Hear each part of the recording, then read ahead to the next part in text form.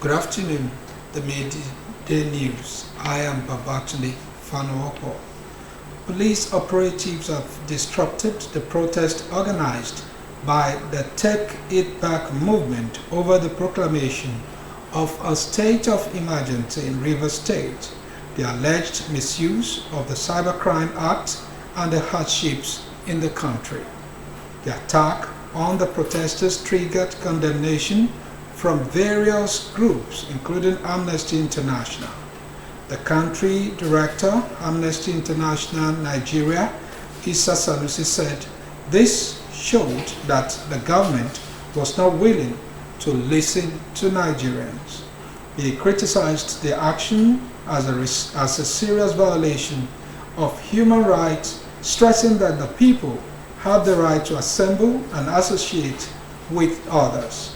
The Executive Director, Civil Society Legislative Advocacy Center, Musa Rasfajani, also berated the security agencies for the crackdown. He appealed to the Nigerian police that disrespecting or attacking peaceful protesters is not good for their image. The demonstration, which began as early as 7 a.m., was truncated by security operatives who fired tear gas as the participants in Abuja and Port Harcourt, Rivers State. The protesters in Lagos similarly had a confrontation with the security personnel who blocked them from accessing the State House of Assembly. However, the protest did not take place in Benue, Kano, Taraba, Kogi, Sokoto, and others.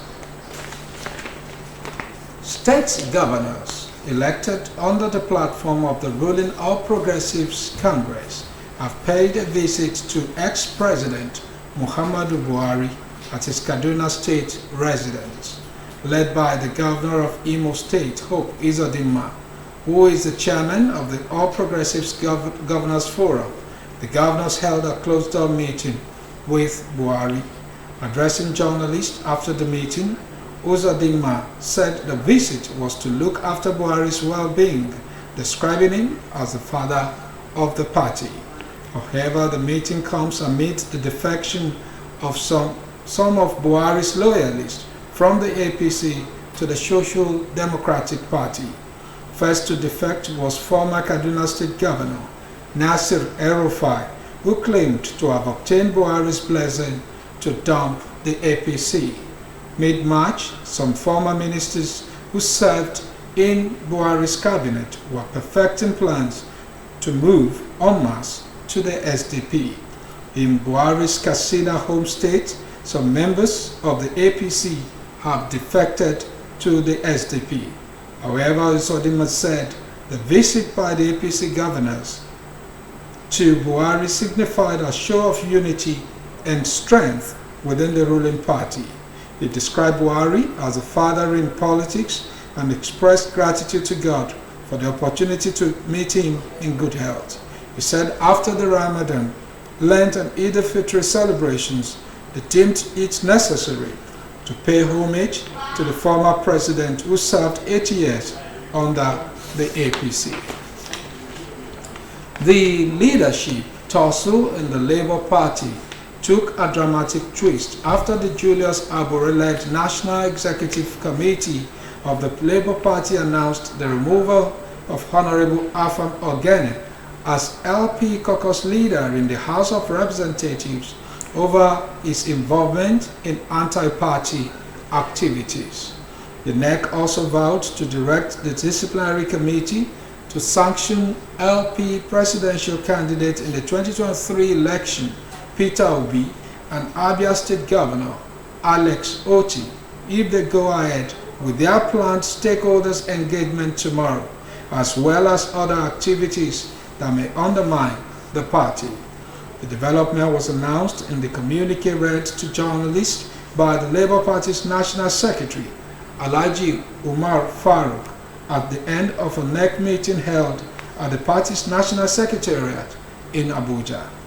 Earlier, both Abure and Obi had simultaneously called for separate meetings of the National Executive Committee to discuss the future of the party following Friday's judgment by the Supreme Court. While Abure's neck was held at the national headquarters yesterday, Obi and Governor Alex Otti moved their stakeholder summit to tomorrow to a yet-to-be-named venue. The senator representing Borno South, Ali Ndume, has criticized President Bola Tinubu over what he described as non-compliance with the federal character principle in his political appointments. Speaking on a TV channel, the lawmaker accused the president of violating the constitutional requirement for balanced representation in government appointments. Ndume pointed to Section 14(3) of the 1999 Constitution, which mandates that political appointments reflect the country's diversity. The senator added that the current appointments fail to align with the federal character's principle as outlined by law. Ndume, a senior member of the National Assembly, clarified that his comments were not meant as a personal attack on the president, but rather a duty tied to his role as a lawmaker. Addressing potential backlash for his remarks, Ndume remained resolute, saying all men will stand before God and God will ask each to account for what he is responsible for. The newly installed Alaafin of Oyo, Oba Akim Owade, has said he neither knew nor met Oyo State Governor Seyi Makinde or former Senator Monsurat Sumanu before his selection as the 46th Alaafin. He made this known during a Thanksgiving service held at the Anglican Cathedral Church, Isiele, Oyo Town. The monarch said his emergence was divinely ordained and not the result of political connections or influence. This was contained in a statement by his Director of Media and Publicity, Bode Durojayi, in Ibadan, the state capital. Oba Owade therefore extended his hands of fellowship to those he contested against for this too, urging them to join hands with him in transforming the town to enviable heights. The monarch restated unalloyed commitment to his agenda and assured the people that he meant what he said and should be taken for his words. And on to sports. Former cruiserweight world champion Tony Bellew has backed Anthony Joshua to defeat Daniel Dubois should they meet again in a rematch of their September 2024 bout. Bellew expressed confidence in Joshua's abilities despite his previous defeats to Dubois. He said if they were to have a rematch, he would favor Joshua going in because he has better attributes than Daniel Dubois, but it's all about the mindset, Bellew said. The first fight between the two British heavyweights saw Dubois score a heavy knockdown at the end of the first round before finishing Joshua with a conclusive knockout in the fifth.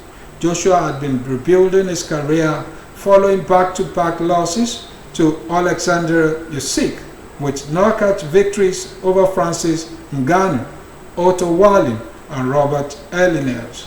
There was talk of an immediate rematch after Joshua's loss to Dubois, but the British Nigerian instead took time out to recover from injury while hoping to secure a blockbuster showdown with longtime rival Tyson Fury, who has since retired at the start of the year.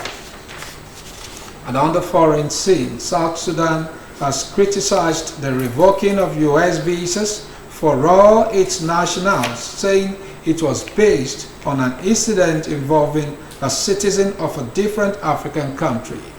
US Secretary of State Marco Rubio announced the visa ban, citing South Sudan's refusal to accept the return of its citizens being removed from the US.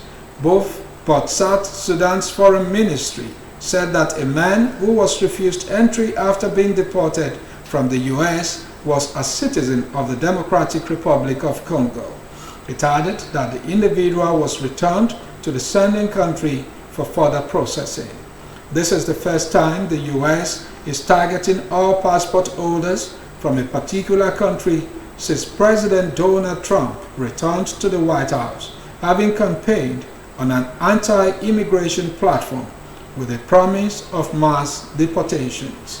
In a statement, Rubio said that the U.S. would also block any arriving citizens of South Sudan, the world's newest country, at U.S. ports of entry.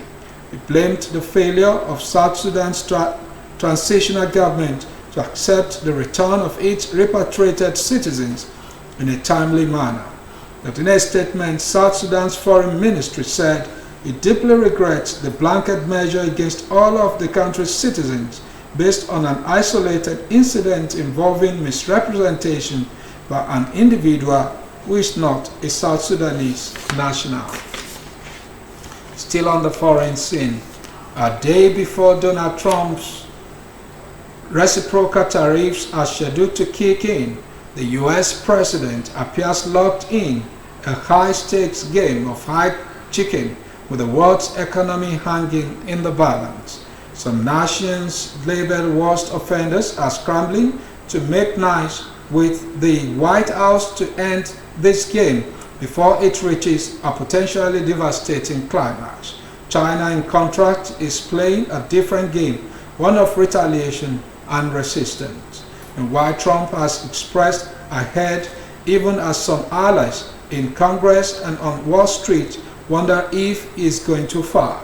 Israeli Prime Minister Benjamin Netanyahu, the first world leader to visit the president since his trade announcement, tried his hand at playing Trump's new game, a pledge that his nation, which has been slaughtered for the tariffs of 70%, would drop its trade barriers and move to eliminate its trade surplus with the U.S. And with that, we've come to the end of the media news on OSBC TV. Join us at 3 for the state news. Good afternoon.